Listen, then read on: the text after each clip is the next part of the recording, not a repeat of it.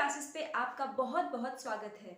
आज हम यहाँ पर सीटेट 12 जनवरी को जो पेपर 1 हुआ है उसकी एग्जाम एनालिसिस लेकर आपके साथ शेयर करेंगे। और हाँ, अगर आप चैनल पे पहली बार विजिट कर रहे हैं तो चैनल को सब्सक्राइब ज़रूर कर लें और उसके बगल में बेल आइकन को ज़रूर प्रेस कर लें।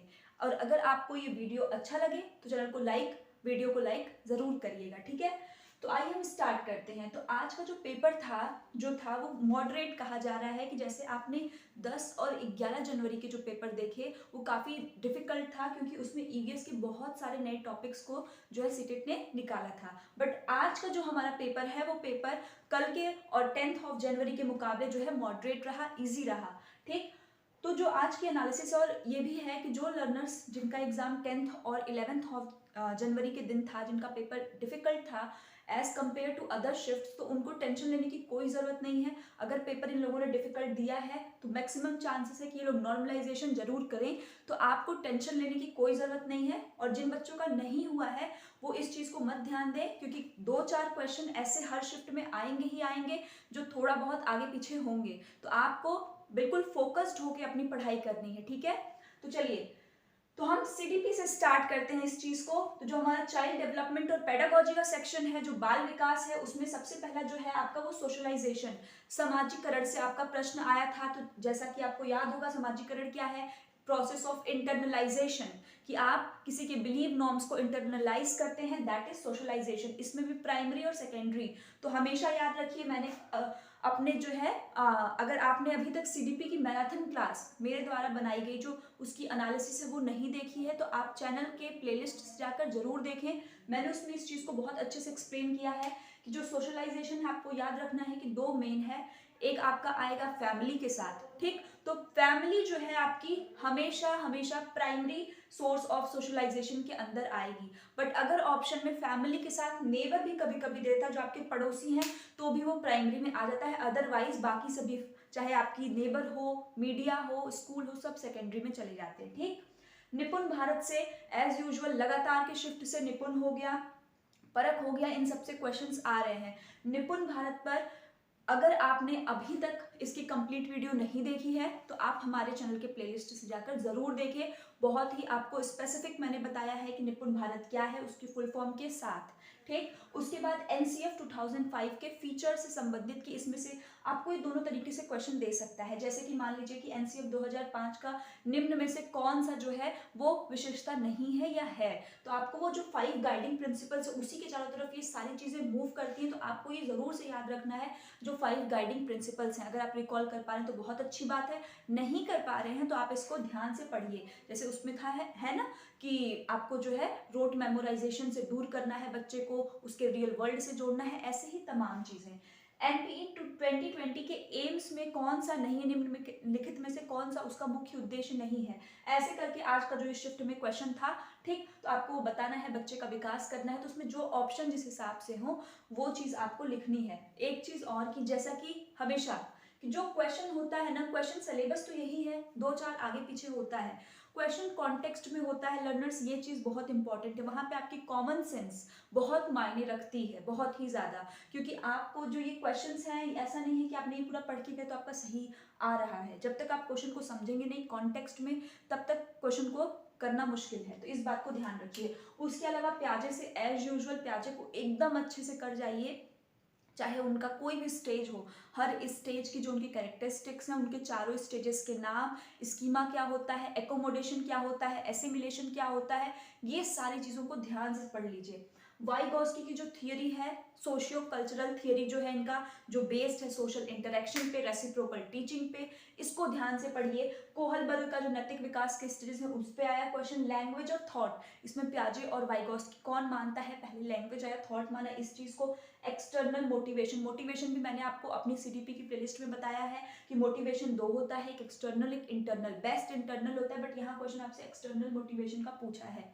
यहाँ जो क्वेश्चन बनता है, जैसा कि मैं अगर पेपर की शिफ्ट से बताऊं आपको, तो क्वेश्चन इसी टाइप से आएगा कि जैसे निम्न में से कौन सा सबसे अच्छा जो है आपका अभिप्रेरणा है, तो आंतरिक अभिप्रेरणा या फिर बाहरी, तो आपको आंतरिक पे जाना है। उसके अलावा बाहरी देगा तो आपको कोई एक प्रश्न के रूप में दे दिया कि बच्चा जो है उसको अगर मम्मी चॉकलेट दे रही हैं तभी वो पढ़ाई में अच्छे नंबर लाने के लिए कर रहा है, तो ये कौन से अभिप्रेरणा का हुआ, तो ये बाहरी अभिप्रेरणा हुआ। क्यों? क्योंकि उसको रिवॉर्ड, ये सारी चीजें उसको अफेक्ट कर रही हैं, उसको अपनी तरफ आकर्षित कर रही हैं। ठीक है, तो ये कुछ सेक्शन थे आपके सीडीपी के।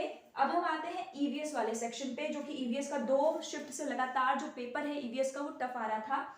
तो आज का जो पेपर है वो आपको देखने से लगेगा कि अब थोड़ा इन लोगों ने मॉडरेट आज का बनाया है। बर्ड्स के ऊपर क्वेश्चन है कि बर्ड्स जो है जैसे उनकी आइज से रिलेटेड जितने भी चीजें हैं आप सारे फैक्ट्स को जानते हैं वो है। फिर एलिफेंट से रिलेटेड, पिछली बार स्लीप से आया था एलिफेंट के, जो 2 से 4 घंटे सोती है, तो यहाँ फिर से आपको एलिफेंट के जितने फैक्ट्स हैं, अगर आपने ईवीएस की भी प्लेलिस्ट नहीं देखी है तो अभी राजर्षि क्लासेस के प्लेलिस्ट पे जाइए और वहां से आप ईवीएस की प्लेलिस्ट ले सकते हैं, जो कि एक पूरे मैराथन क्लास में है, लास्ट टाइम रिवीजन के लिए बेस्ट है, आप उसको जरूर देखिए। उसके अलावा यहाँ आयरन रिच वेजिटेबल्स जो आपको पता है कौन कौन से हैं, आंवला हो गया, जैगरी हो गया और ग्रीन लीफी वेजिटेबल, जिसको हमने गाज से याद किया था, GAJ। ठीक है, इससे हमने अपने उसमें याद किया था, जो क्या था, ग्रीन लीफी वेजिटेबल, आंवला एंड जैगरी, गुड़। ठीक, गाज से आपके जो है आयरन रिच वेजिटेबल्स को हमने याद किया था। और इसके साथ ही आप इसके डिफिशियंसी को भी याद रखिए कि अगर आपके अंदर आयरन Fe की कमी होगी तो आपके अंदर क्या होगा, मतलब खून की कमी होगी, क्योंकि हमारे हीमोग्लोबिन में पाया जाता है, तो खून की कमी होगी तो क्या होगा, आपको एनीमिया की शिकायत हो सकती है। ठीक है, तो डिफिशियंसी भी याद रखिए आप। उसके अलावा एक क्वेश्चन क्लासिकल लैंग्वेजेस से आया था, तो यहाँ मैंने 6 क्लासिकल लैंग्वेजेस लिखी हैं, इसको आप नोट डाउन कर लीजिए या इसका एक स्क्रीनशॉट आप ले लीजिए और इसको ध्यान से समझिए। क्लासिकल लैंग्वेजेस सबसे पहले कितनी है, 6। अब इन 6 में कौन सा है, तमिल तेलुगु, कौन कौन सा है, तमिल तेलुगु बोलिए, उड़िया संस्कृत कन्नड़ मलयालम, तमिल तेलुगु उड़िया कन्नड़ संस्कृत और मलयालम। तो ये आपकी क्या है, 6 क्लासिकल लैंग्वेजेस हैं। और अगर हम बात करें तो 8 कॉन्स्टिट्यूशन का जो 8 स्केड्यूल है उसमें कितनी लैंग्वेजेस है टोटल, जिनको मान्यता प्राप्त है, 22 लैंग्वेजेस हैं। ठीक, उन लैंग्वेजेस के नाम भी कभी कभी देता है कि इनमें से कौन से नहीं है, तो एक नजर आप उस पर भी देखिए। ओजोन लेयर से क्वेश्चन आया था, तो ओजोन लेयर का फॉर्मूला क्या होता है, O3 होता है। और जो ओजोन लेयर है आपका, ये क्या है कि किस उसमें पाया जाता है, तो अगर आपने लेयर्स ऑफ द अर्थ पढ़ा होगा तो आपको पता है कि किस में पाया जाता है, स्ट्रेटोस्फेयर में पाया जाता है। किस में पाया जाता है, स्ट्रेटोस्फेयर में। तो आपको पता है 5 लेयर हमारे पास होते हैं, troposphere, stratosphere, mesosphere, thermosphere, exosphere. तो ये किस लेयर में है, स्ट्रेटोस्फेयर में ये पाया जाता है ओजोन, क्योंकि क्या करता है, सन की यूवी रेस को पृथ्वी पर आने से, जो अल्ट्रावायलेट हार्मफुल रेडिएशन होते हैं उनको आने से रोकता है। ठीक, एक ये नया क्वेश्चन था, इसको आप अपनी कॉपी में नोट डाउन कर लीजिए, मार्शल आर्ट से रिलेटेड, जो कि साउथ इंडिया में मार्शल आर्ट को किस फॉर्म या नाम से जानते हैं। तो उसमें कई ऑप्शंस थे, उसका सही ऑप्शन यही आपका कलरी पायट्टू। कलरी पायट्टू ये मार्शल आर्ट है जो कि पुराने टाइम से साउथ इंडिया में एक युद्ध कला के तौर पे लड़ा जाता है। ये आपका न्यू क्वेश्चन है आज का, इसको लिख लीजिए। उसके अलावा कुडुक लैंग्वेज से क्वेश्चन आया था, मैंने अपनी ईवीएस की प्लेलिस्ट में आपको कराया हुआ है। कुडुक लैंग्वेज कहाँ की है, सबसे पहले रिकॉल करिए, कहाँ की है कुडुक लैंग्वेज, झारखंड की है। और मैंने उसमें ये भी आपको बताया था कि कुडुक लैंग्वेज में आपसे जो क्वेश्चन, इससे तो कुडुक लैंग्वेज कहाँ की है, पहला क्वेश्चन ये हो गया झारखंड। उसके बाद तोरंग, तो तोरंग भी इंपॉर्टेंट है, क्यों, क्योंकि कुडुक लैंग्वेज में तोरंग का मतलब क्या होता है, तो आपको 4 ऑप्शन दे देगा। तो तोरंग का मतलब क्या होता है, जंगल, क्या होता है, जंगल, जैसे झारखंड जैसे जंगल। ठीक, मैप से क्वेश्चन आए थे, मैप की भी सीरीज मैंने डाली हुई, आप उसको देखिए। मैप डायरेक्शन के क्वेश्चंस आप उससे 2 मिनट में कर लेंगे। ADHD, इस पर भी मैंने शॉर्ट में ADHD और ऑटिज्म और इसके जैसे ही 1-2 और जिनसे क्वेश्चंस आते हैं और थोड़ी सी गलती की वजह से हम अपना क्वेश्चन गलत कराते हैं, तो 10 मिनट की मुश्किल से वीडियो होगी, आप उसको जरूर देखिए, अपने कॉन्सेप्ट को क्लियर करके जाइए। Attention deficit hyper activity disorder, जिनको अटेंशन में कमी होती है, ऑटिज्म से है। केरला किस लिए फेमस है, तो केरला की जितनी कैरेक्टरिस्टिक्स हैं आपको एक जगह मेरी ईवीएस की उसमें मिल जाएंगी। पीपीटी में मलेरिया से क्वेश्चन आया हुआ था, तो मलेरिया किसकी वजह से होता है, सिंगल सेल्ड प्लाज्मोडियम की वजह से आपको मलेरिया होता है। और उसके अलावा मलेरिया की खोज किसने की थी, रोनाल्ड रॉस ने की थी, जो कि कहाँ के थे, उत्तराखंड के थे। ठीक, तो ये आपका पोर्शन किसका है, ईवीएस का है। ठीक है, उसके बाद हम देखेंगे मैथमेटिक्स का। तो मैथमेटिक्स का जब हम बात करेंगे तो यहाँ पे मैथमेटिक्स से जो क्वेश्चन आए थे, सबसे पहला कौन सा था, पैटर्न का एक क्वेश्चन था, जो कि बहुत ही ज्यादा बच्चों ने ये चीज बताई कि पैटर्न के क्वेश्चन क्या थे, बहुत ही सिंपल था। तो ये देखिए बहुत इजी पैटर्न है, 2 है, 4 है, 3 है, 5 है, 4 है। तो जिन बच्चों को नहीं मालूम है, जो हमारे नए लर्नर्स हैं, जानिए पैटर्न के जो क्वेश्चन होते हैं वो क्या है, कि आपको कोई एक सीक्वेंस दे देगा और आगे फिल इन द ब्लैंक्स आपको उसी सीक्वेंस में से पहला दूसरे से संबंधित है, दूसरा तीसरे से, उसी क्रम में। तो यहाँ देखिए 2 है, फिर यहाँ तीसरा वाला देखिए 3, फिर यहाँ है 4, तो इसके आगे वाला अब यहाँ देखिए 4 है, यहाँ है 5, तो इसका मतलब यहाँ क्या हो जाएगा 6 हो जाएगा। क्लियर है? तो ये पैटर्न के क्वेश्चंस होते हैं। रोमन नंबर से भी कुछ क्वेश्चंस आए थे जो इजी थे। एंगल जो क्लॉक वाला आया था ये 11 जनवरी के पेपर में भी आया था कि 3:30 पे जो है कितने डिग्री का कोण बनेगा, ये क्वेश्चन। उसके बाद डिस्टेंस जो आपका है speed is equal to distance upon time. Formula एक याद कर लीजिए, आपका काम हो जाएगा। आप इसी से आपको जो भी पूछे, जैसे स्पीड पूछा तो ये फॉर्मूला हो गया, डिस्टेंस पूछेगा तो क्या हो जाएगा d is equal to s into T. हो जाएगा कि नहीं? ये दोनों यहाँ से क्रॉस मल्टीप्लाई कर लीजिए, टी उधर चला जाएगा, डी ऊपर आ जाएगा। तो एक ही फॉर्मूले से आप बाकी को भी निकाल सकते हैं और अपने क्वेश्चन को आसानी से सॉल्व कर सकते हैं। ठीक, अब हम आते हैं इंग्लिश वाले पोर्शन पे। मल्टीलिंगुअलिज्म से क्वेश्चन आया था प्रोजेक्ट से कि बच्चे को इन्वॉल्व करना, तो ज्यादा में क्या दें, तो प्रोजेक्ट। पोर्टफोलियो जो सिस्टमैटिक डिस्क्रिप्शन होता है बच्चे का, दैट इज पोर्टफोलियो से आया था। पैसेज आया था एक लॉस ऑफ स्लीप से। ठीक है, ये तो बात रही किसकी? इंग्लिश की।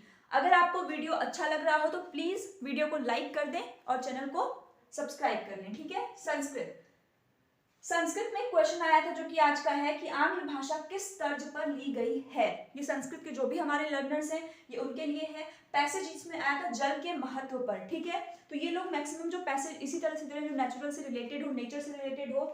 हिंदी की बात करें तो हिंदी में समीपस्थ विकास का जो क्षेत्र है जो वाइगॉस्की द्वारा दिया गया, जिसको ZPD कहते हैं, जोन ऑफ प्रॉक्सिमल डेवलपमेंट, इससे क्वेश्चन यहाँ पर आया हुआ है। पठन कौशल जो है आपका लिखना, बोलना, पढ़ना, सुनना, उससे आया हुआ है आपका क्वेश्चन, उसको ध्यान से देखें आप। हिंदी में जो पैसेज है वो प्रकृति और समुद्र का पानी, तो बच्चे दोनों बता रहे हैं कि प्रकृति भी है, समुद्र का पानी भी, जो भी। और पोयम इससे आया था बारिश। ठीक है, तो आपको ये पेपर देके कैसा लग रहा है? टॉपिक अगर आपसे फैमिलियर है तो बहुत अच्छे, और अगर आप थोड़ा भी अभी आपका एग्जाम होने वाला है तो आप अच्छे से मेहनत करके तैयारी करिए और हमारे चैनल पे जो प्लेलिस्ट जाके अवेलेबल है आप उसको देखिए, निश्चित ही आपको बेनिफिट होगा। ठीक है, तो आपको ये कैसा लगा? अपने एक्सपीरियंस हमारे साथ जरूर शेयर करें और अगर वीडियो अच्छा लगा हो तो लाइक कर दें। Thank you.